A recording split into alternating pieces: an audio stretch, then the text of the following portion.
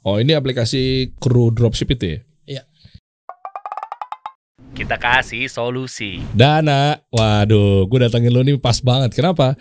Karena lo ini bisa dibilang mungkin bisnis modelnya adalah gudang online untuk pebisnis online. Nah, kalau ngomongin pebisnis online, lu lihat deh. Ada pebisnis online yang 1, 2 tahun, 3 tahun, mungkin grow gitu-gitu aja tapi stuck. Tahu gak sih lo? Yang ya udahlah, pokoknya biasanya banyak benturan tuh. Ya kan, terkait operationnya dia, pegawai-pegawainya dia. Nah, anggaplah di tahun kedua, tahun ketiga udah mulai growing. Udah mulai berasa. Tapi dia lupa. Mungkin di negeri kita ini kan pasti kan berkembang ya. Infrastruktur, sarana transportasi di mana-mana. Ujung-ujungnya lihat deh, curhat. Lihat deh beritanya. Lagi mau grow dikit-dikit udah wah kayak keren nih. Ujung-ujungnya curhat pedagang. MRT bikin harga sewa ruko melejit.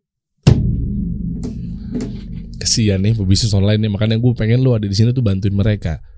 Dengan niat hati, oke, kita ngedeket ke market deh, udah mulai grow nih, pelan-pelan nih, biar gudangnya kita bisa produksi sendiri, packaging, ujung-ujungnya market nggak perlu kena biaya ongkir yang relatif mahal. Ya. Lah emang dipikir pemerintah kita nggak ngebangun infrastruktur? Tuh, Jaksel, ini Fatmawati lo tau gak sih daerah ini? Yang banyak banget ruko-ruko Cipete itu apa segala macam. Ya. Kita bahas ya, apalagi mungkin keresahan-keresahan pebisnis online, beritanya coba buka deh Dan. Tentang nih, ini kan bentar lagi mau puasa. Tuh. Ada apa di balik fenomenal resign setelah dapat THR? Oh parah. Anda pebisnis online dan juga para pegawai udah dapat THR lu balik ke kantor. Masalah ini banget tuh, masalah tiap tahun tuh. Habis lebaran gak ada balik gitu ya. Deketan dikit bro. Iya. Belum lagi yang lain deh. Lo tau gak sih? Kasbon. Iya. Masalah tuh. Itu lo sebagai pebisnis ya dimintain kasbon, emang lo bisa nolak apa? Gitu kan. Mau gak mau. Kita butuh dia lagi. Iya. Kalau enggak dianya juga apa ya, biasalah dianya juga gak produktif. Mau gak mau lo harus kasih. Pusing memang ngurusin orang banyak tuh susah. Iya. Dan kasbon ini kan dekat banget sama cash flow ya. Iya. Gue dari sudut pandang pengusaha ya. Matriksnya kan kita bahas detail nih guys. Profit, loss. Surplus, defisit. Lu punya duit, lu punya profit dan cash di tangan, aman tuh. Tapi kondisinya ketika lu nggak untung, boleh sih. Gue mindset pengusaha nih ya, versi gue ya. Asal lu punya duit, surplus. Tapi kalau lu nggak punya cash di tangan, gimana kalau mereka mindset pada kasbon? Kebayang nggak tuh? Nah itu kalau versi gue gitu tuh, kasbon tuh ganggu cash flow banget men. Satu orang ikutan, lu boleh ikutan juga temennya. Iya, itu nular. Tapi memang begitulah, maksudnya ya semua orang ada kepentingan gitu. Bukan salah siapa-siapa juga, makanya orang mau nikah gitu ya, kasbon. Punya anak, ya kasbon lagi, mau nggak mau lah. Kalau lu nggak bisa say no juga, gitu kan ya. Tapi maksudnya abis itu nular semua orang jadi dibolehin gitu kan. Itu cuma kan gue perusahaan harus punya cash. Iya, ya itu jadi memang ngurusin operational business itu sulit gitu ya, terutama ngurusin orang itu yang bikin pusing gitu. Apalagi makin banyak kompleksitasnya bukan 1+1 gitu ya. Ada 2 karyawan, kompleksitasnya bukan 1+1. Waduh, 3 tuh gitu. Iya. Eksponensial, belum berantem ya antar mereka. Wah, itu baru ngomongin pegawai, belum inventory. Iya, inventory sama pegawai ya udah biasa lah ya, kalau misalnya sering terjadi ada yang nggak jujur gitu ya, nyelip-nyelipin inventory gitu ya. Kompleksitasnya tuh bukan ditambah gitu ya. Ada 2 karyawan tambah 2 karyawannya 4, kompleksitasnya bukan jadi 4 gitu, 2 kali 2 aja. Oh iya. Diberkalian jadi 8 gitu, 2 kali 4. Iya bener.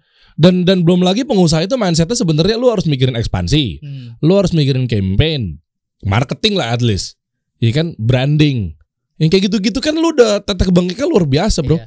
Jadi menurut gue nih problem, lu juga bisa lihat ya di mana-mana datanya.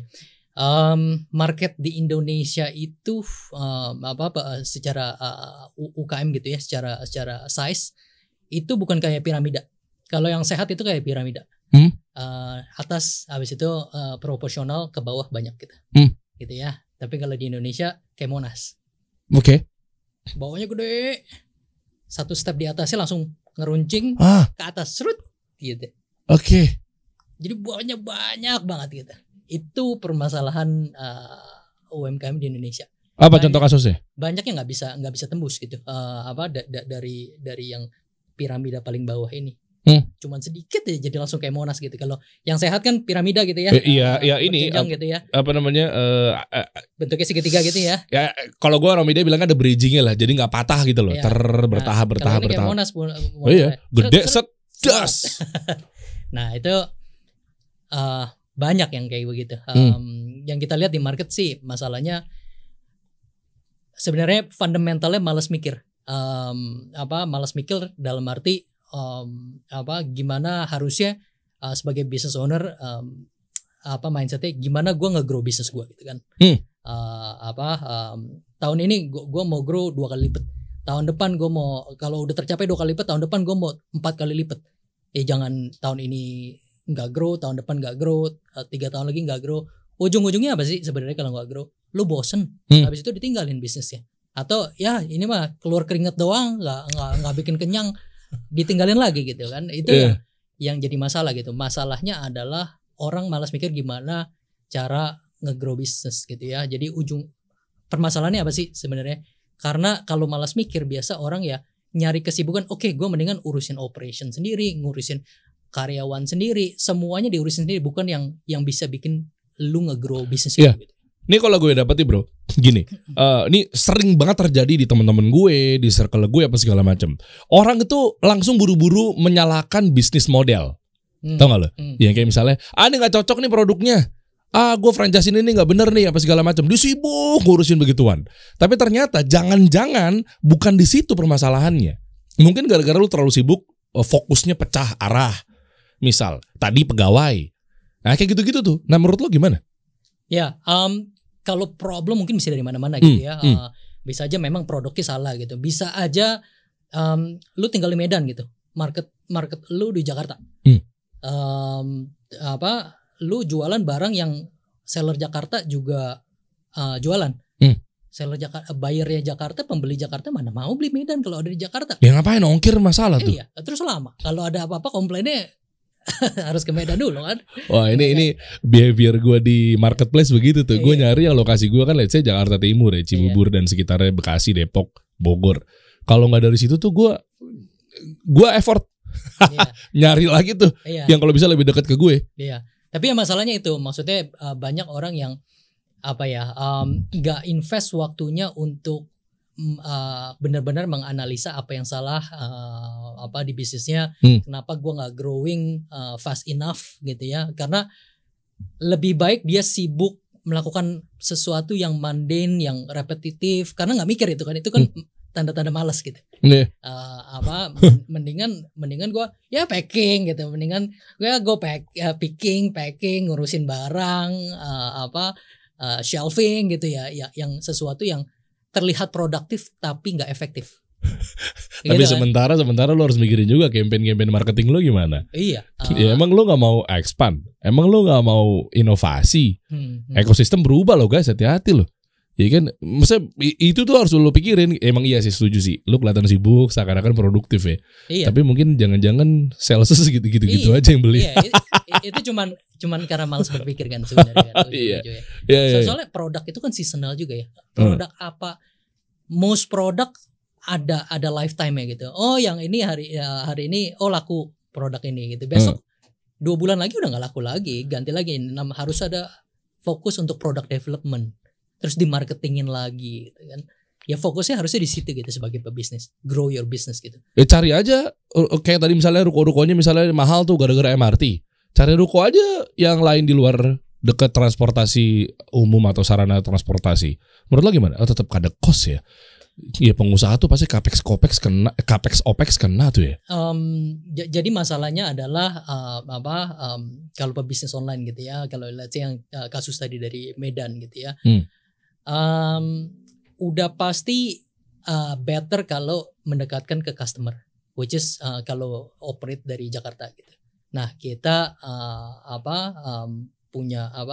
kita membantu mereka punya gudang di Jakarta tapi mereka tetap di Medan. Ya mereka kan bisa sewa ruko sendiri. Iya tapi kalau sewa ruko kan mahal ya. Sorry ya gue nggak bisa bantuin lo ya, lo kena di situ sih memang. Belum lagi kalau ada tikus ya. Iya. Ngurusin operasional ya begitu lah. Udah parah. Baju-baju digerogotin, minuman diemut-emutin tuh tikus tuh. Mungkin beberapa tahap gitu ya, problem dari operational gitu, mulai dari financialnya dulu. Mahal gitu ya, terus bayar di depan 1 tahun di depan. Lu yakin bisnis lu akan growing 1 tahun ke depan? Oh, gitu, enggak sih, udah sulit gitu ya secara financial gitu. Dan lu harus punya leap of faith gitu lah.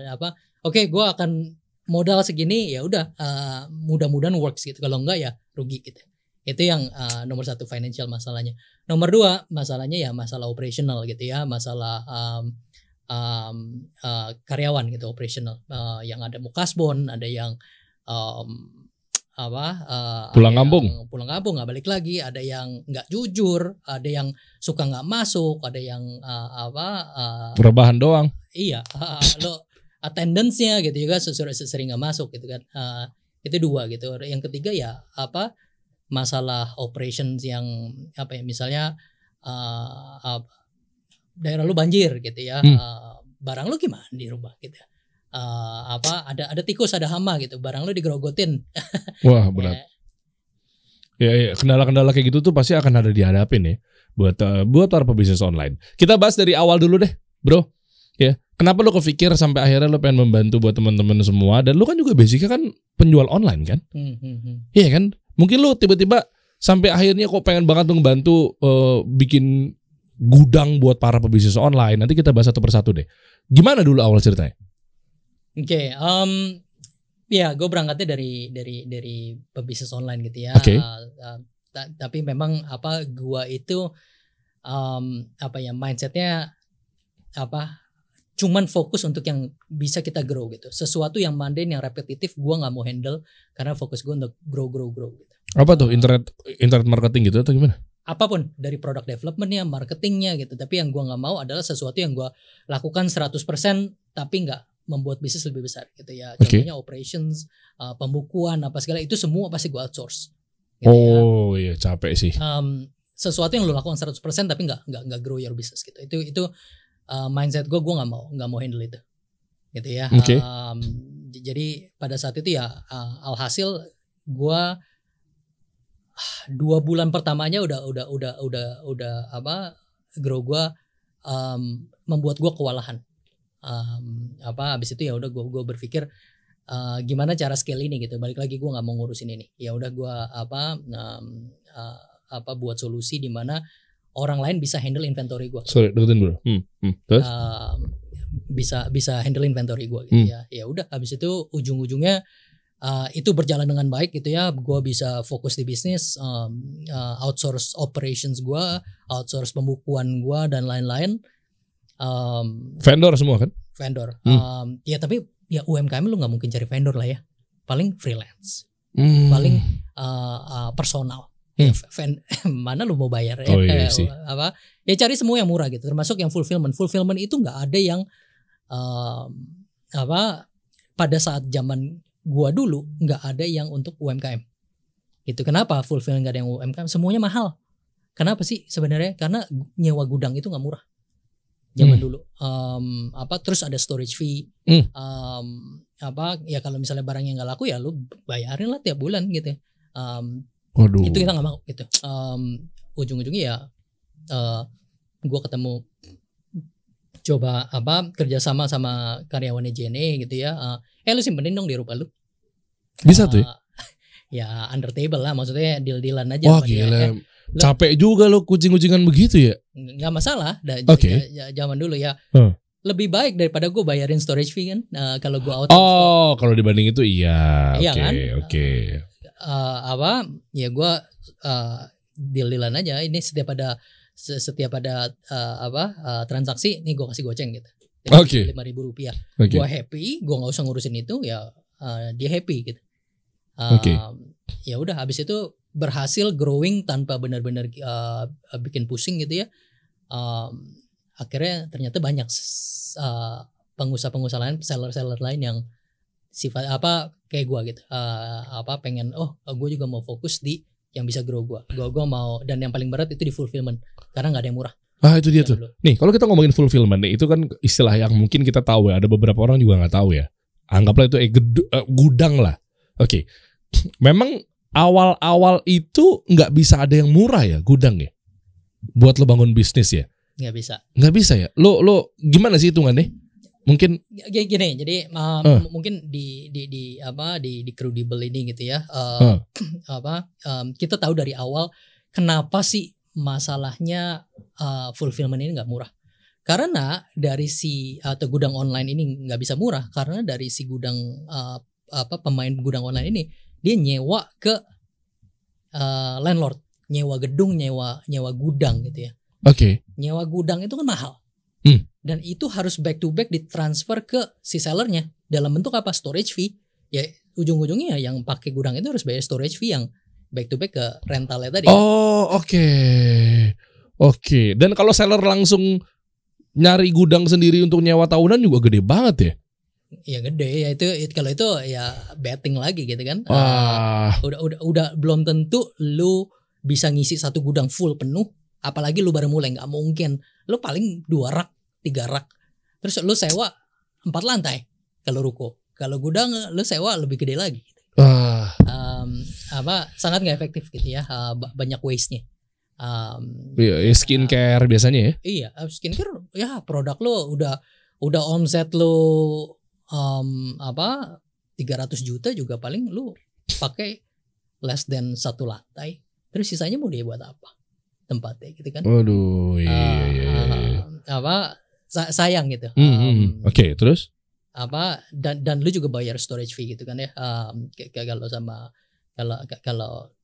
Kalau fulfillment zaman dulu gitu. Itu yang jadi kita tahu, jadi kita nggak mau, karena gue nggak mau bayar storage fee, gue tahu orang lain juga nggak mau bayar storage fee. Jadi caranya gimana sebenarnya? Zaman dulu gue kerjasama sama ruko-ruko yang kosong yang nggak bisa disewa. Biasa ruko-ruko yang di dalam gitu nggak ngadep jalan, nggak bisa buat view, restoran, traffic, segala gitu ya. Wow. Ya udah itu yang kita ini. Jadi kita kerjasama, kita nggak bayar sewa, kita pokoknya profit share, revenue share sama mereka. Oke. Nah ini kalau kita bahas mengenai satu bisnis model yang memang lo kan gudang online, oke, buat si seller online atau penjual online gitu ya, apapun itu ya.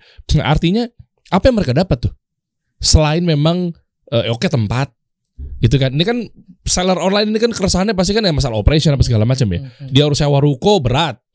Akhirnya makanya dia pilih satu platform, let's say misalnya lu bantu mereka dengan Crudable lu ini.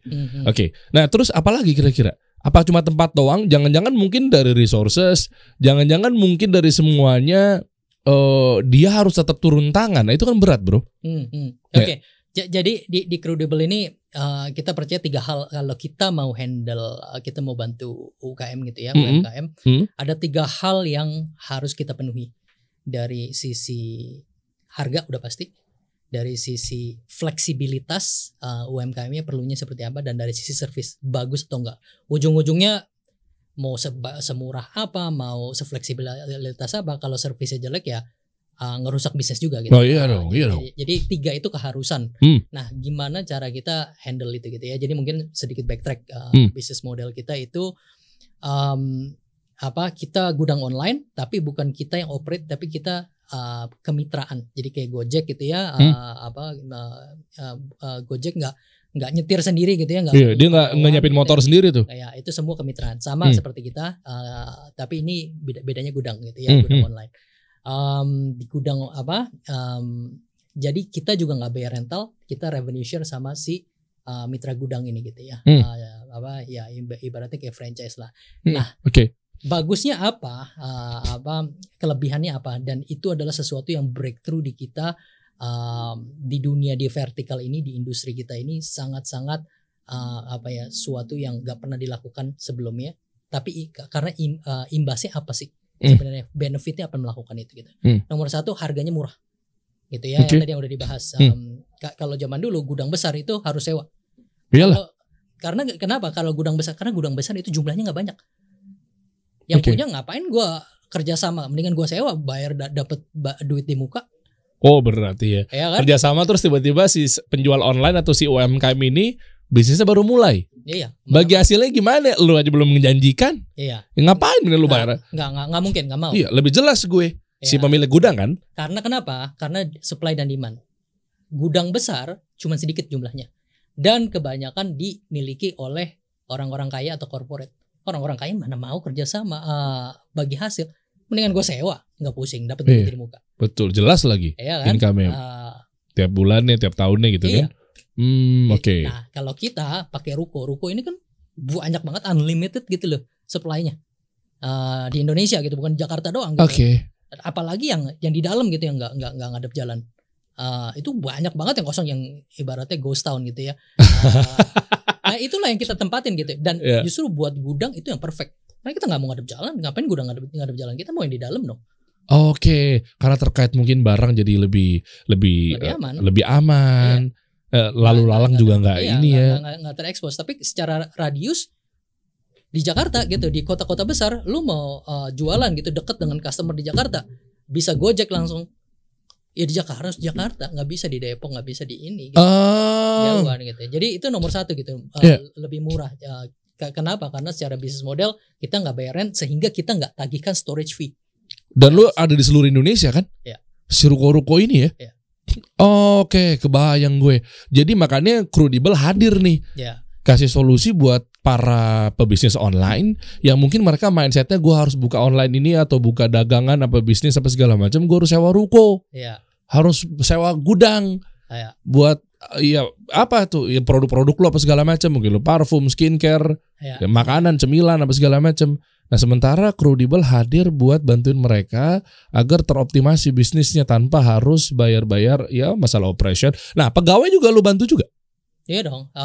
Mereka tahu beres lah. Pokoknya tim Oh. kita Nice. nggak usah apa ya kalau lu ada gudang terus lu operate sendiri ya sama aja lu nyewa lah. Ya. Oh keren. Ini gue demen banget nih bisnis modelnya nih. Wah ini long term dan insya Allah everlasting. Kenapa? Karena lu lihat deh tadi kalau kita balik ke pasal 1 nih. Ya. Dan yaitu pebisnis itu pasti pengen lah negara ini berkembang, industri naik sehingga bayarnya ada, demand-nya tinggi.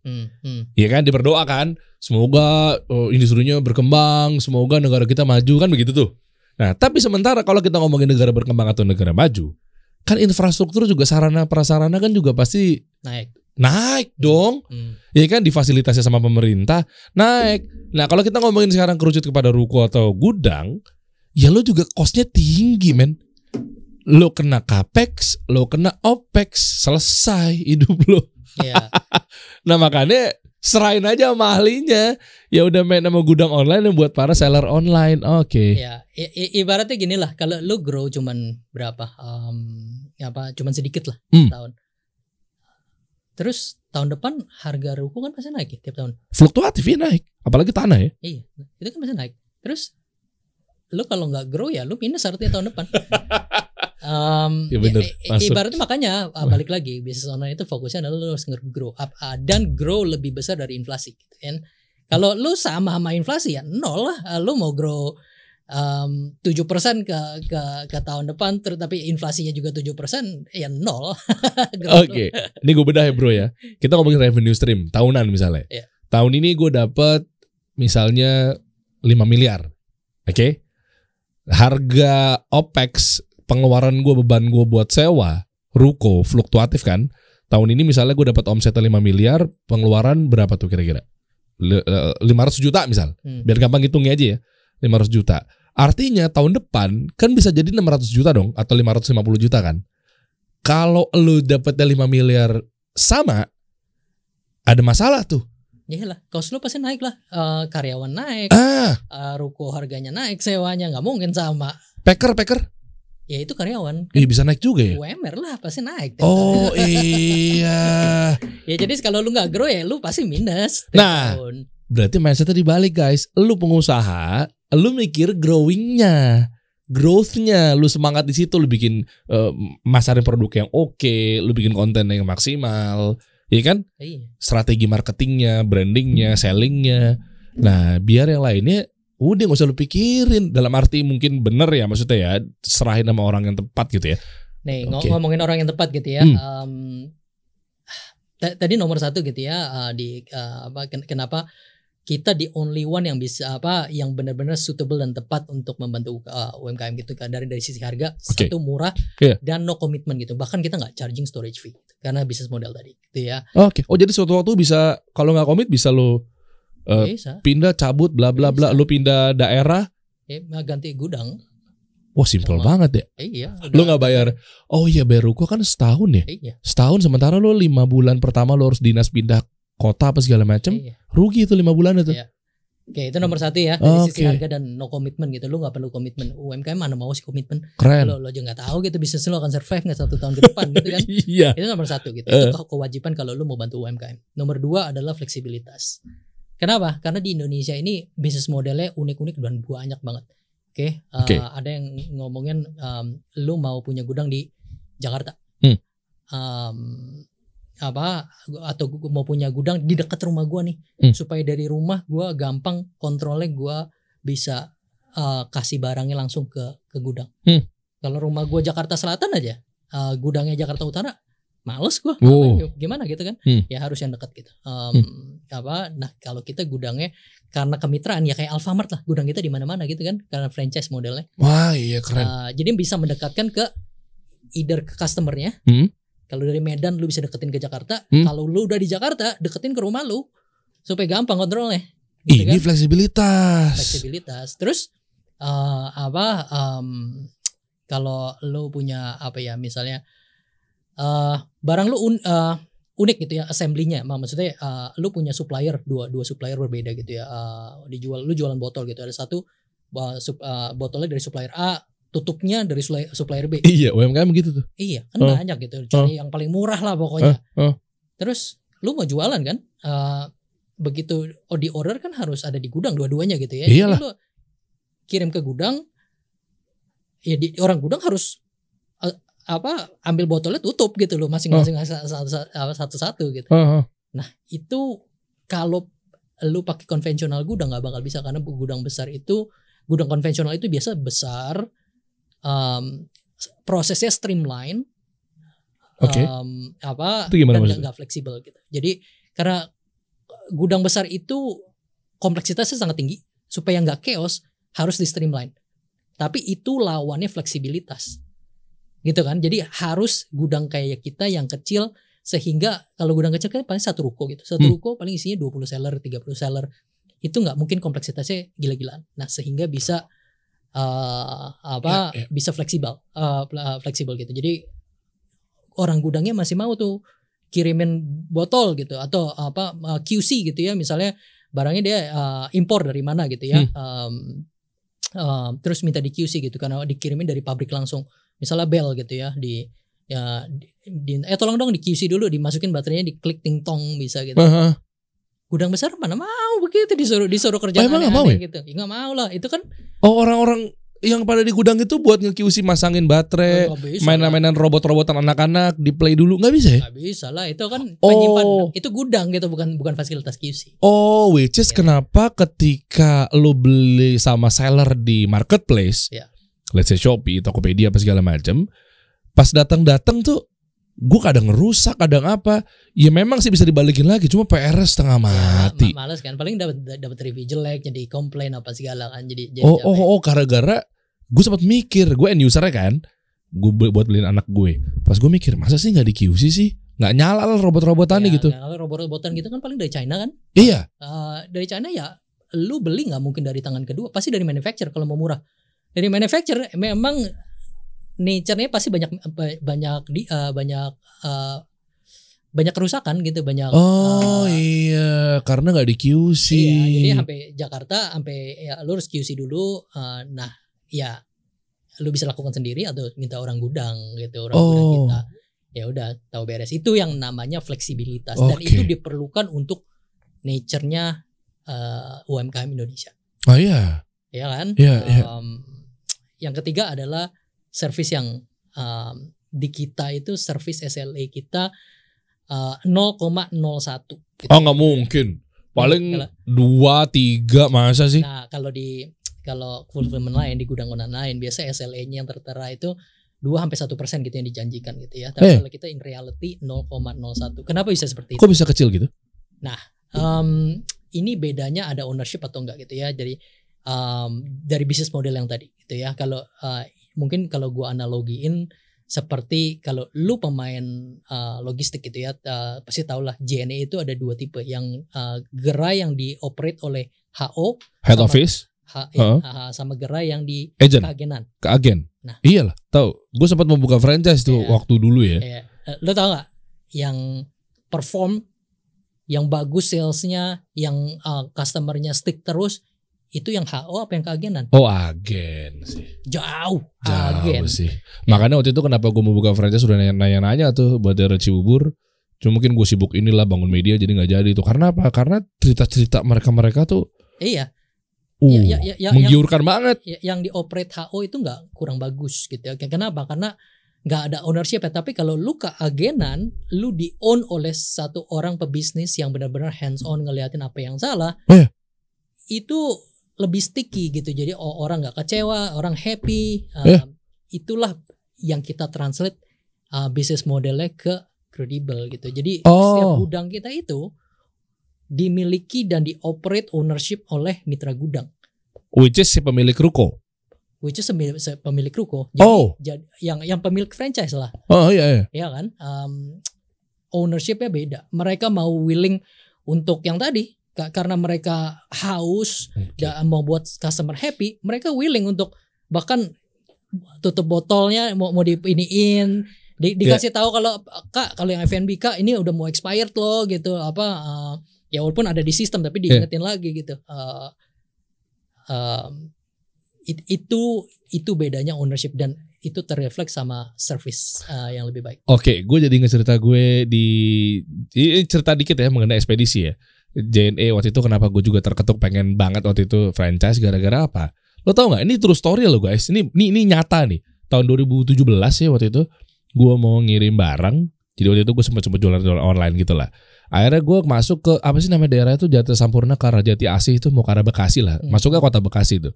Sebelah kiri tuh ada JNE. Gue mampir tuh, mampir kirim barang. Waktu itu sekalian gue mau ada acara ke sana, ya udah sekalian bini gue itu udah packing, gue mau kirim sendiri secara manual dari mobil, gue turunin barang-barang. Tiba-tiba lo tau nggak? Ini true story ya. Di dalam JNE-nya itu ada bapak-bapak. Dia ngetik. Biasanya kan pakai pegawai pakai seragam atau mungkin apalah, kelihatan lah ya pegawai gitu kan, vibes-nya kan. Akhirnya satu bapak-bapak gitu. Ya tanpa mengurangi rasa hormat ya. Akhirnya bapak-bapak itu ngobrol sama gue apa segala macam, dia ngejamu inilah karena yang lainnya udah full tuh. Ya kan dibantuin ngetikin nulisin alamatnya. Waktu itu kan gue, ya namanya juga laki-laki ya, harusnya kan ada kayak nama alamat di tujuan kan. Enggak, oh iya gue lupa, bentar gue tanya bini gue dulu bentar ya. Dibantuin sama dia, dibantuin dia ini, dia ngurus, oh iya masih segala macam, dia nimbangin segala macam. Akhirnya tuh bapak cerita ternyata dia yang punya agensi JNE di situ. Dia ada di situ. Kalau HO mana ada yang orang yang kayak begitu? Kalau dioperate oleh HO gitu, HO-nya JNE. Dan dia cerita bro, akhirnya dia coba kayak bilang ke gue, lu kenapa gak buka agen sendiri? Ini gue segini. Dia cerita tentang berapa biaya franchise-nya, kalau pakai neon box berapa bayar ininya, macam-macam diceritain tuh bagi hasilnya. Dan ngerasa memilikin banget memang. Head office nggak begitu ya? Nggak mungkin lah. Ya lu punya tim ya, ownership-nya nggak mungkin sama lu lah. Itu udah by nature seperti itu gitu. Kalau hands on langsung ya lebih baik, pasti service ya, dan customer lu lebih happy. Oke, dan ini lu lakuin di Credible? Iya, memang sistem kita kan semua gudang kita itu kita nggak operate, kita bermitra. Semua gudang-gudang kita yang di 170 by the end of this year kita ada 200 gudang aktif. Wow. Itu semuanya dioperate oleh mitra kita. Wow. Gitu ya, jadi kayak Alfamart lah tapi sifatnya gudang. Iya. Bukan buat walk-in gitu. Distribution channel di mana-mana kan tuh kan? Iya. Oke. Dan makanya seller juga nggak usah langsung turun tangan ya. Bisa dibantu sama mitra lu, which is si mitra gudang, dan dia nyiapin resources buat packing, controlling, semuanya. Kalau lu ngurusin sendiri give or take lu habis 50% lah waktu lu operasional itu makin besar makin kompleks. Lu harus ngurusin pastiin ruko lu dikunci, pastiin karyawan lu hadir, pastiin nggak ada stok akurasinya tinggi, pastiin nggak ada yang nyolong, pastiin karyawan lu kerja dengan baik, pastiin karyawan lu balik kantor, masuk kantor pun pastiin dia nggak tiduran doang. Main game gitu kan. Itu kan habis waktu banyak ya, dan pusing, bukan waktu aja sih, otak lu tuh ada bandwidth kan. Iyalah. Berapa banyak problem yang lu bisa serap sehari gitu. Ya, bandwidth itu lebih baik dipakai sesuatu yang bisa grow bisnis lu gak sih? Oke. Ini menarik ya. Coba dong buka sosial medianya Crudiball dong. Tuh gue penasaran. Nah ini. Centang biru pula. Aku di-reject terus nih. Di-ignore mula sama Instagram. Oke, gudang online untuk UMKM. Ya.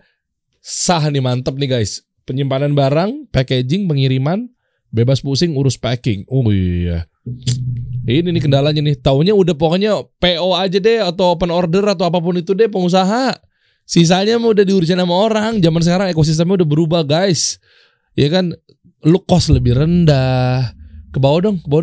Ada siapa aja sih yang betul-betul udah membantu UMKM dari Crudiball? Ada Raditya Dika, Edric Chandra. Oke. Nah ini kan yang lo maksud kan?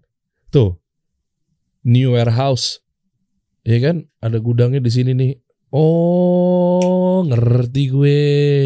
Oh, ini ngebantu UMKM banget. Jadi lu umumin ada gudang baru nih di daerah ini, jalan ini, lokasinya di sini, keamanannya begini apa segala macam. Nah gini, jadi selain dari ini kategorinya adalah visi kita apa sih sebenarnya gitu ya? Visi kita mengautomate bisnis UMKM, mengotomisasi bisnis UMKM. Oke. Otomisasi ini ada dua cara, ada dua pilar gitu. Satu dari sisi operationalnya, satu dari sisi salesnya. Gitu ya, dari yang tadi kita ngomongin semua itu kita ngebantu dari sisi operational. Gitu ya, jadi lu ibaratnya fokus ke apa yang lu bisa grow bisnis lu, sisanya lu duduk manis biar orang lain yang kerja dengan lebih baik dari apa kalau lu kerjain sendiri anyway. Ya kan, itu mengautomisasi operation. Kita baru launching beberapa minggu lalu pilar kedua, yaitu mengautomisasi sales lu. Oh, lu bantuin juga tuh? Jadi gak cuma operation doang? Jadi lu ibaratnya kalau jadi pebisnis ya, yang penting lu product development, produk lu udah tepat, terus lu duduk manis sudah. Lah ini mah yang dicari sama UMKM begini, pengennya begini. Makanya lu hadir tuh. Nah, ini yang namanya mungkin produk launching kita yang namanya dropshipper network. Cara kerjanya gimana sih? Nah, kalau lu aware ya, gudang online ini kan gudang kita ada banyak banget. Barang kita itu ada jutaan di gudang. Nah, ini kan leverage ya, aset gitu. Kita punya akses gitu banyak. Nah, kita mappingin itu dengan dropshipper. Dropshipper tahu nggak istilah dropshipper? Dropship nampung di sana? Bukan, orang-orang seller yang mau jualan tapi nggak punya inventory. Iya. Tahu. Iya, pokoknya dropship reseller tapi versi lu nggak punya. Kalau reseller, lu beli produk, lu beli putus dulu baru lu jual lagi. Kalau dropshipper dia nggak mau punya inventory tapi jualan dulu, begitu ada penjualan kirim dari sana. Iya, kirim dari sana. Iya, kita akadnya sama si penjual kan. Nanti dikirimin tuh ke rumah lo, ke market lo apa segala macam. Dropshipper di platform kita ada 7.000 udah. Wow. Gitu. Nah, artinya apa? 7.000 orang ini walaupun kecil-kecil tapi banyak, dan itu kita baru mulai yang sekitar 3-4 minggu lalu. Ini kita fokuskan untuk ngambil barang di gudang-gudang kita. Dari sisi sellernya yang jualan. Oh, oke. Terus? Kebayang ya? Oh, menarik nih. Oke. Habis itu, ya itu dia jualan channelnya bisa online dan offline, toko kelontong apa segala. Jadi orang-orang yang si seller yang awal yang pakai fulfillment kita dibantuin dijualin juga? Bukan aja kalau lu ada penjualan kita bantuin packing, tapi sekarang lu duduk manis aja barangnya jual sendiri gitu loh. Ini yang gue cari-cari nih, bini gue demen nih begini-begini nih. Lo ini solusi lo, emak-emak sambil jadi narasi bisa jualan sambil rebahan tuh Ya kemarin-kemarin cuma digaungkan sama penjual ludah doang seperti oknum-oknum kayak anda-anda yang mungkin merasa seperti itu. Iya kan? Oh tenang, gue akan kasih tahu lu gimana caranya bisa jualan online sambil rebahan. Oh tenang, begitu kan? Iya. Tapi nyatanya mungkin ribet, ujung-ujungnya lu jualan sesuatu gitu buat para UMKM sehingga dia menggunakan dan memanfaatkan apa yang lu jual. Meskipun juga kredibilitasnya mungkin nggak ada para oknum ya. Tapi ternyata ini yang gue maksud. Kenapa? Karena dijualin juga. Gudangnya disiapin, dipackingin. Ya berarti dia cuma ngedevelop produk aja. Gue pengennya begini, gue tinggal percantik toko online gue. Dan branding lah ya. Branding akan membantu gitu. Kalau lu punya brand lu kuat, siapa yang nggak mau jualin barang lu gitu. Nah itu maksud gue. Akhirnya lu muncul tuh namanya misalnya produknya let's say tumbler misalnya kasih solusi. Ini contoh doang ya. Misalnya perkopian. Akhirnya ujung-ujungnya lu tinggal nyetok di gudang dari elu, gudang online, dibantuin packing. Oke, gue pengennya kayak gini. Udah, brandingnya insya Allah kasih solusi punya merchandise. Iya kan, demand-nya udah ada. Tapi gue nggak mau repot. Biar orang-orang di sini pegawai gue ngurusin media sama aplikasi gue aja. Udah, tinggal duduk manis, posting. Nih ada edisi terbarunya tumbler yang begini, edisi begini. Mungkin kita develop unik-unik. Ujung-ujungnya reseller kan berebut, dropshipper berebut ya. Lu sebagai pebisnis juga kalau lu mau jualan lu harus apa sih mungkin ada lu dikasih solusi juga ada create ada TikTok gitu ya. Ya orang-orang yang buat create TikTok gitu. Sekarang lu ya udah duduk manis biar si dropshipper aja yang create TikTok konten gitu kan. Tahu banyak agensi begitu. Tapi lu nggak usah buat lagi biar dropshipper lu yang buat TikTok konten itu. Mereka live di keranjang kuning apa segala macam kan. Wah, enak bener ya. Jadi bisa fokus nih pegawai-pegawai gue di sini nih. Nah, jadi dua gitu ya. Satu automate operations lu yang sudah kita lakukan 5 tahun belakangan ini gitu ya. Nah, ini sekarang ini juga antisipasi ekonomi downturn 2023 gitu ya. Kelihatannya harusnya kita baik-baik aja, tapi kita mau bantu lebih karena at the end of the day kalau bisnis lu nggak ada traffic, apa yang mau di-automate gitu. Terus apa? Iya kan? Nggak ada yang lu mau kerjain juga operational gitu. Jadi fokus growing the business, kita bisa bantu grow the sales-nya juga. Nah ini menjadi fokus kita di 2023 juga. Salah satunya. Enak juga kalau begini ya UMKM ya kerja. Gue capek-capek berkoar-koar bikin studio, lu mah terbanyak. Iya kan? Maksudnya gue pikir tadi cuma dioperate aja dari sisi pegawai. Ternyata salesnya juga lu punya pasukan dropship berapa ribu tadi 7.000 lu bilang. 7.000. Tapi ya itu maksudnya simbiosis banget tuh. Leverage mereka gitu. Maksudnya kecil tapi banyak gitu. Itulah yang dan banyak itu kan artinya setiap dropshipper punya komunitas sendiri ya. Ada. Ya mereka jualin ke komunitas sendiri lah. Ibaratnya mereka punya IG-nya sendiri, mereka posting di IG-nya, mereka bisa bikin TikTok sendiri gitu. Online dan offline gitu. Ada banyak juga yang katanya dropshipper sih, tapi sebenarnya dia beli putus juga karena dia punya toko kelontong. Dia tahu gue. Ambil dari kita. Tahu. Ya udah, si penjualnya senang, si sellernya yang nitip di kita. Dia juga senang gitu karena offline tuh honest, barangnya marginnya bisa lebih tinggi. Iya, coba aja kita simulasi. Misalnya tumbler nih. Gua seller kan? Iya. Akhirnya gue pakai lo nih, Credible. Dan lo udah nyiapin gue pengennya, bisa gak gue bilang gini, gue pengen dong ngincar market gue yang ada di sini, deketin dong ke market, biar ongkirnya simpel apa segala macam. Lo cariin kan, kasih gue ruko, gudang misalnya 3 tingkat apa segala macam. Ya udah nih, akhirnya nggak cuma ngoperate doang, tapi ternyata si tumbler ini juga bisa diambil sama si dropshipper itu kan untuk ditaruh di tokonya dia. Oke, boleh. Buka lagi dong Dan. Gue mau bedah banget nih. Gimana caranya bisnis makin easy nih dari Credible nih.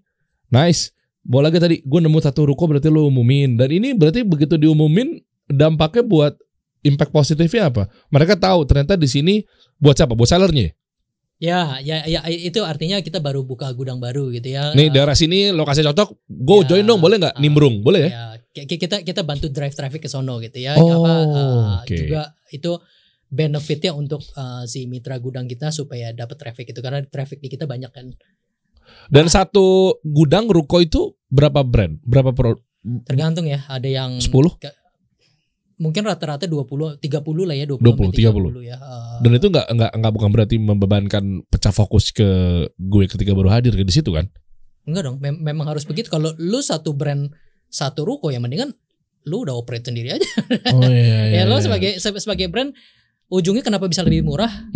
Gitu kan? Oh Selain iya. dari itu ya Karena rombongan ya. Karena kalau lu sewa sendiri paling lu pakai 5 rak gitu kan. Sisa 4 lantainya buat apa Iya gitu benar, kan? enggak sih, enggak cuan sih, enggak masuk, enggak menarik. Iya makanya. Nah, kenapa bisa ini karena gudangnya dipenuhin sehingga unit economics-nya dapat, harganya bisa murah gitu. Dan lo bantu semua tuh ya mitra-mitra gudangnya kayak gini, lo nyari juga daerah-daerahnya gitu kan, coba close lagi. Ya kan? Ya lu nyewa gudang di Cikarang apa segala macam. Coba naik lagi dikit. Nah, ini cuman yang kuning-kuning tuh lebih ke yang untuk si dropshipper tadi. Mana itu? Ini kenapa kita dapat 7.000 dropshipper ya, kita dapat banyak dari sini gitu ya, ngasih tahu kita sekarang banyak ribuan produk termurah dan terlaris hanya di dropshipper, hanya di kru dropshipper. Oke. Nah, Dan lu kasih tahu ada produk apa aja? Ada banyak produk di dalam. Ya tadi misalnya seller gue adalah tumbler, dan lu pasti akan bantu umumkan bahwa ini juga terbuka untuk buat para reseller atau dropshipper kan? Iya. Ya kan bisa jualin kan? Jadi gue cuma pengen fokus di bisnis model gue yang ini. Istilahnya begitu ya. Pengen nyantai kalau mungkin teman-teman ada sambil kerja misalnya. Lo 9 to 5 gitu kan. Nah lu nggak itu belum lagi tuh pegawai-pegawai itu yang pengen punya penghasilan tambahan tuh. Mereka udah ngurusin operation, pegawai, mereka harus ngurusin grow bisnisnya, omset, lagi-lagi ngurusin kerjaannya juga yang tiap hari. Wah nggak sih, nggak cuan sih, nggak cocok tuh. Akhirnya lu panggil di sini, terus habis itu lu masuk, lu pakai aplikasi ya? Ini ada aplikasinya, aplikasi terpisah. Oh, Crudable. Namanya Crudable Dropship. Oh oke. Hanya di Crew Dropship, nanti mungkin bisa cek di situ ya. Iya. Oh oke. Nice. 7.000. Rata-rata apa sih? Fashion ya? Sekarang mungkin berarti bisa dong kalau mereka cuma bisa masuk buat mereka mungkin sellernya tuh mindsetnya pengen ngejualin lo secara dropship tuh kan akad tuh ya kan kesepakatan Ridho sama si pemilik brand misalnya. Bisa kan langsung kan? Coba buka handphone gak di sini? Buka dong, buka aja. Boleh buka handphone asal jangan buka baju ya. Di sini mah buka semua bisa nih bro. Buka celana nggak boleh. Gak usah. Belum buka celana gue yang keluar. Mana. Ya ini aja sih. Apa? Coba. Barang-barang yang udah ada di situ di aplikasi. Iya nih yang di nggak tahu bagaimana cara ngasih ngeliat ya barang-barang yang bisa. Coba sini gue coba translate ke teman-teman audiens. Misalnya beginilah semua tuh. Coba. Oh ini aplikasi Crew Dropship itu ya? Iya. Ya itu barang-barang yang ada di gudang. Jadi lu sebagai dropship tinggal jualin itu barang-barang itu gitu. Pompa galon elektrik, tahu gue. Pencet keluar. Ya. Bisa muncul nggak? Liatin dong. Di situ dong. Kamera dong. Kayak gini guys. Oh ini barang-barang di gudang nih ya? Barang-barang di gudang. Dan barang-barang seller kan? Barang-barang seller. Barang-barang penjual online kan? Iya. Oke. Jadi ya kalau lu beli artinya ngebantu si sellernya itu. Apa? Iya kalau lu beli ya betul. Nah lu kalau beli ini tuh ternyata tuh ini adalah seller. Jadi bener-bener simbiosis mutualisme semua tuh ekosistem kebangun. Iya itu yang namanya bukan win-win doang tapi win-win-win-win. Wah, ini bahaya nih kalau Pak Jokowi ngelihat nih bisa menyelesaikan pengangguran di Indonesia nih. Lu membawa terobosan baru dana. Wah luar biasa tuh. Masih banyak banget tuh ada charger, kabel.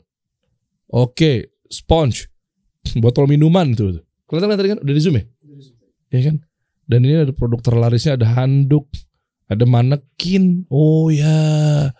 Iya. Semua di sini nih. Oh ada Pop-it. Wah, ini main anak gue nih. Ada Pop-it yang pencet-pencet, ada dinosaurus, Among Us. Iya. Tadi gue sempat berpikir kayak begini, cuma gue mikirnya kalau gue sampingan kayak begini siapa yang mau jualin? Iya. Gue pikir kan begitu kan? Ibaratnya gini lah, mindset kita yang untuk di dropship ini over the years gitu ya kita realize penjual online walaupun intensinya bagus tetap aja ada barang yang udah seasonnya lagi, udah kelewat, terus mereka kesulitan untuk menjual. Iya, dead stock soalnya. Dead stock, udah slow moving gitu kan. Nah, mindset kita membuat ini adalah bukan hanya membantu gitu ya mempercepat, tapi juga memberikan solusi terhadap yang slow moving atau dead stock tadi gitu. Jadi kita mindsetnya di dropship ini adalah barang di tangan orang yang tepat menjadi valuable. Iya. gitu. Jadi di tangan orang yang salah ya nggak ada artinya lah gitu. Misalnya barang yang lu nggak punya iPhone gitu, gue kasih casing iPhone gitu. Ya nggak Ngaruh lu, buat lu nggak valuable kan? Nggak ngefit lah. Iya, makanya. Nah ini karena dropshippernya banyak, dia bisa mencoba memappingkan barang-barang yang ada di gudang dan apa yang cocok untuk dia jual. Iya, apalagi lu ketemu pemain internet marketing tuh. Iya. Ngebut tuh mereka misalnya pakai ads. Iya. Ya kan tadi lu bilang tadi barang ini bisa di tangan yang tepat atau tidak tepat. Iya. Artinya kalau di tangan tepat, kemarin gua ngundang satu siapa? Si Zan Abdullah ya. Ingin kesini kan, dia pemainnya tuh jualan-jualan lagi rame tuh. Omsetnya dia bisa 1M sebulan. Lalu bayangin buat seller berapa tuh? Iya. Iya kan dibantu jualin sama mereka semua tuh. Iya, abis itu ada masanya dia sendiri udah nggak tahu channelnya yang mana dijual karena udah slow moving gitu ya, momennya udah lewat. Nah ini langsung kita sikat, langsung kita bantu gitu, langsung kita genjot. Balik lagi buat Crudable ini untungnya kena apa? Karena kita dapat kita ada insentif untuk membantu lu menjual karena kita cuma dapat duit pada saat lu jualan. Oke. Kalau lu barang mati di gudang kita nggak dapat duit. Jadi itu memang in our interest untuk membantu lu jualan. Jadi kita mati-matiin bakal bantu lu jualan. Ya lu untung di kita juga, untung di dropshippernya, semua happy. Iya betul. Tadi gue juga sempat mikir sih bro, untung lu udah jelasin. Ketika misalnya cuma dibantu dong di operation, lu nyiapin gudangnya doang, lu dapet cuan dong, enak bener hidup lu. Crudable kan gitu kan. Nah tapi ternyata enggak juga.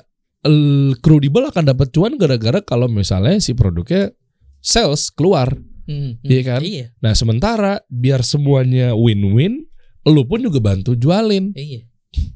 Oh rapi nih, mainnya bagus nih. Rapi ya, nggak ada WC sama sekali. Ya? Iya lagi, si pemilik ruko happy, rukonya ada yang pakai, ada yang nyewa ibaratnya. Betul. Tadinya nggak kasewa loh, yang di dalam ghost town gitu nggak ada. Nggak ada, iya serius tahu gue. Ruko-ruko yang udah hampa, lu di dalam komplek gede. Iya, dari sisi sellernya dapat juga. Lu bisa dapat gudang di situ. Di prime locations. Iya. Nggak perlu bayar mahal, bayar per transaksi doang iya. gitu kan. Terus pihak ketiga yang mau ngambil peruntungan di sini bisa jualin produknya tanpa lu harus produksi produk. Iya. Hidup banget tuh. Mata rantainya tuh. Crudable hadir. Mantap. Informasi lebih lanjut di mana Dana? Pengen tahu nih buat teman-teman yang lagi nonton nih. Lu mau nambahin apa sekalian deh? Monggo deh. Ini solusi banget ya. Coba di atas di link atau apa gitu. Cara daftarnya. Mungkin mau ngecek ada gudang-gudang yang tersedia di mana. Coba deh klik di tab linknya aja dulu. Coba. Tab link. Mana? Oh ini hasilnya. Oke. Di sini bisa diklik nggak bannernya? Di bawah. Oke, ini lu nonton aja deh. Ini ada Edric Chandra ngejelasin nih. Ya ini ngejelasin tentang fulfillment-nya gitu ya. Coba tes Oh, ada di sini. Ya. Oh, ada. Begitu lu klik tuh multiple link juga tuh dalam tuh. Nah, ini untuk si dropshippernya gitu yang 7.000 tadi, 7.000 dropshipper tadi gitu ya. Dia bisa daftar di sini. Nah, tapi kalau lu sebagai seller ya registrasi biasa aja, kirim barang ke gudang. Ada persyaratannya nggak? Lu mungkin kurasi nggak? Ada produk-produk, ada seller-seller yang apakah langsung keterima? Atau memang ini dikurasi secara kuratif. Contoh misalnya, ini nggak layak produknya nih. Apapun itu gue nggak tahu. Nah mereka gimana? Untuk apa? Untuk fulfillment atau untuk dropshipping? No. Untuk seller dulu. Satu-satu kita bahas ya. Boleh kita bahas ya? Ya. Oke. Dari ruko dulu deh. Oke. Kan ini kan mata rantai ekosistem nih. Ya. Dari pemilik ruko, pemilik gudang, mitra gudang lu. Ya. Apa syarat-syaratnya? Biasa kita mapping dulu ya areanya. Area nomor 1. Oke, iya jelas pasti. Kita dan nggak perlu di muka jalan dong, gudang masuk ke dalam boleh dong, ghost town gitu boleh kan? Boleh di dalam, di luar boleh, tapi yang biasa di luar sih orang mau lebih buat resto apa segala yang masuk akal. Ya, oke. Nah yang di dalam ya kita mau supaya harganya dapat yang lebih murah. Gitu. Oke. Itu untuk lokasi syaratnya. Lokasi gitu ya. Terus di kecamatan mana yang masih kosong gitu ya. Oh ada jarak-jarak ya? Iya. Berapa kilo? Ya nggak specifically jarak, cuman lebih ke arah karena mindsetnya adalah banyak seller yang di Jakarta, gue mau deket dengan rumah gue, gudangnya mau deket rumah gue, jadi lebih gampang gue kontrol kalau mau tarik barang, mau kirim barang, tinggal jalan kaki. Oke, ini banyak nih. Ya pemilik ruko yang masih belum ada penyewanya nih. Ya. Cocok nih kerja sama begini nih. Oke. Itu ya lokasi. Dari lokasi, terus kita ngelihat Ukuran? juga dari ukuran. Biasa kalau di kota besar kita lebih prefer ruko, karena kalau lebih kecil dari ruko atau cuma 1 lantai atau 2 lantai biasa langsung penuh gitu. Jadi kalau di Jakarta lebih baik kita ambil yang ruko biar lebih lama penuhnya. Capek juga kalau onboarding lagi penuh, onboarding lagi gitu kan. Tapi kalau di mungkin kota tier 2 dan 3 gitu ya, kayak Solo, Karanganyar. Ya, itu yang lebih trafficnya lebih low in terms of e-commerce gitu. Itu kita nggak mewajibkan 1 ruko gitu. Jadi lebih kayak bisa setengah ruko, 1 lantai atau itu masih works gitu. Itu dari sisi nanti juga kita ngelihat, maksudnya kalau bukan ruko biasa ada standarisasi, maksudnya kabel-kabel lah harus masuk supaya aman gitu ya. Tapi itu dari sisi mitra gudangnya. Sisi seller. Sisi seller kita ngelihat yang penting barangnya enggak berbahaya. Enggak flammable, enggak yang dilarang gitu ya. Kan ada tuh gas portable apa namanya? Gue di rumah juga kadang suka pakai buat traveling apa segala macam. Yang flammable kita nggak terima karena bahaya, bukan aja membahayakan gudang, tapi membahayakan seller-seller lain yang ada di gudang itu. Kita nggak mau juga kan. Cuman karena satu seller kena imbas, yang lain kena imbas. Itu kita nggak mau. Benar-benar kita jaga keamanannya. Tuh, ini buat seller yang sudah ada, sudah existing, nggak usah khawatir. Ternyata dijagain juga sama Crudibel. Dan plus kalau ngomongin keamanan ya kita asuransi lah ya. Udah pasti. Gedungnya. Semua barang kita diasuransiin. Barangnya. Barangnya itu diasuransiin sama asuransi Sinarmas dan Allianz kalau nggak salah 2. Kalau kemalingan? Di cover. All risk. Wow. Ya. Terus bukan itu aja, kelalaian misalnya ada salah. Tapi itu beda garansi gitu ya. Satu asuransi yang untuk force major sifatnya termasuk huru-hara dan kebanjiran dan lain. Satu lagi yang sifatnya kelalaian. Kalau kita melakukan error kita ganti.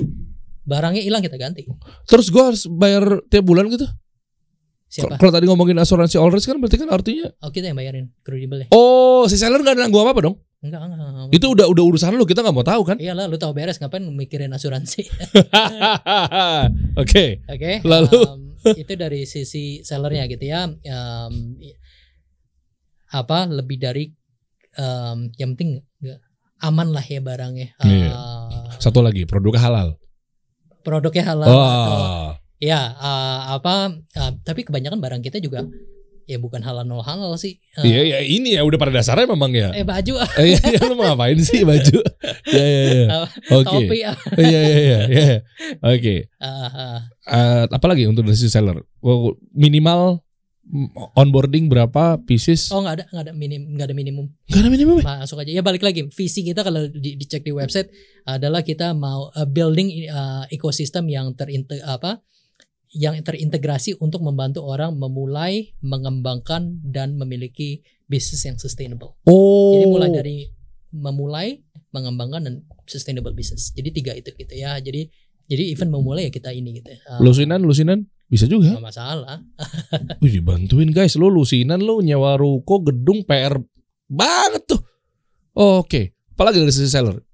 Udah seksi banget yang itu tuh. Iya. Nah, dropshipper. Dropshipper ya. Lu tinggal janjian aja kan. Tinggal lu mau jualin apa, lu tinggal bilang bahwa ngobrol sama pemilik seller si pemilik barangnya. Ya sebenarnya nggak ngobrol lagi, udah jumlahnya banyak, orang mabok lah kalau disuruh diajak ngobrol begini. Iya betul. Orang, gitu kan. Tapi dari awal udah tahu ya bahwa ini kerjasamanya begini loh. Lu sebagai seller kasih konsen barang mana yang boleh dropshipper jualin. Udah itu mah dia udah ridho begitu mah disikat sama semuanya udah. Iya. Gas tuh. Udah habis itu ya udah lu kasih konsen, gue boleh jual dropshipper, boleh jualan ini, boleh jualin handphone lu yang ada di gudang. Udah langsung orang ngelihat tinggal jualin. Oke. Dengan gayanya masing-masing ya? Dengan gaya masing-masing, dengan channel masing-masing, dengan komunitas masing-masing dan network masing-masing. Powerful banget kan? Jelas. Lu yang tadinya lu nggak bisa masuk ke komunitas tertentu, lu jadi bisa karena ada dropshipper ini. Iya benar. Ya mereka TikTok live aja. Iya. Dahsyat loh penjualannya bisa sampai berapa miliar tiap bulan. Iya. Jadi kena dan lu mau. Gue tahu satu lagi. Lu nggak perlu bayar KOL sebenarnya. Iya sih. Iya kan? KOL-nya yang go live sendiri. Iya. Seller nih, gue ngelihat satu TikToker live, biasanya live shop keranjang kuning. Wah keren banget nih orang jualannya nih. Ya kan, dia misalnya distributor gitu kan, dia nampung barang-barang unik misalnya, atau mungkin barang-barang perabotan rumah gitu kan. Gue mau masuk ke dia bayar dulu lah pasti KOL. Tapi dengan adanya mereka dengan mau ngambil peruntungan di sini, lu zero marketing untuk bayar ke mereka ya, dijualin sama mereka, lu cuan dia juga cuan. Iya, itu dari KOL ya ngomongin marketplace lah ya. Marketplace kalau lu misalnya jualan palu gada gitu ya, jualan semua macam-macam. Biasa algoritma marketplace itu nggak akan berjalan dengan baik kalau lu palu gada. Jualan home living, baju, apa segala, biasa nggak begitu berjalan.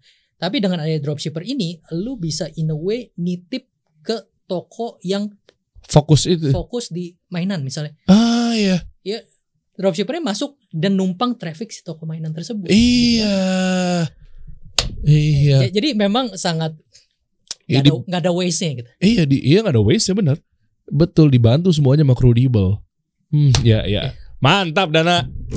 Yuk nih apa nih layanan-layanannya ya? Packaging, integrasi marketplace, quality control, delivery, admin marketplace, laporan penjualan. Wah gile, serius loh. Sampai laporan sama report juga. Iya, inventory management, cash on delivery, COD, retur. Wow. Mantap. Berarti kalau tarik kesimpulan, coba lu describe deh. Crudibel berarti artinya gudang online ya, yang memudahkan buat para UMKM. Gudang online untuk seller online. Gitu. One stop solution. Emang kasih solusi lu hadir di sini ya. Bahaya nih. Keren. Kasih solusi. Iya bener nih. Kasih solusi buat UMKM, buat para seller online nih. Bahaya nih. Bro, ini kan menarik ya. Dari tadi kan kita udah kupas ya, bener-bener win-win ke segala sisi ya. Artinya ini ada buat teman-teman yang ingin jadi seller sekarang ini, buat daftar registrasi di Crudibel apa segala macam nih, kayaknya udah pada nggak sabar nih ini. Nah itu ada promo-promo menarik nggak? Contoh misalnya dia daftarnya lewat kasih solusi, cek aja di deskripsi di bawah nih. Artinya kan lu harus ngasih solusi juga dong buat mereka dong, buat gue gitu. Ini buat audiens gue nih, harus gue bina nih para loyalis gue nih. Siap. Ada nggak penawaran menarik atau promo-promo spesial? Kita ada untuk khusus untuk kasih solusi gitu. Mantap. Buat seller yang pengen join dan buka gudangnya tempat lo yang dibantu nama lo nih. Oke, nanti kita mungkin ini waktu video ini live gitu ya, kita aktifin mungkin kode promonya, kita kasih solusi gitu ya. Boleh. Masukin kode promonya kasih solusi, nanti kita deposit sejumlah uang untuk membantu memulai. Wih, keren. Jadi pokoknya cek aja nih ya di deskripsi, nanti ada informasinya, berapa potongannya apa segala macam, diskonnya gitu kan. Karena memang ini kan lifetime ya. Jadi nanti bakal kita cek di bawah, kita update. Nah, lu klik aja di situ. Nah, itu baru tuh tinggal daftar, nanti spesial. Kalau lewat yang lainnya mungkin gak ada potongan, khusus dikasih solusi dapat potongan. Mantap memang nih. Cocok sama nama lu Dana ya, lu juga memperhatikan dana-dana umat ya. Iya. kita kalau town hall gitu ya, sedikit side story aja di town hall, selalu motonya cuan. Oke.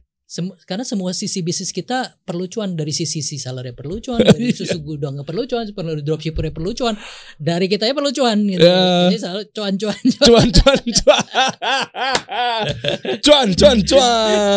Hidup cuan. Di office baru kita, di lantainya ada tulisan keep this area cuan all the time. Kita kasih solusi.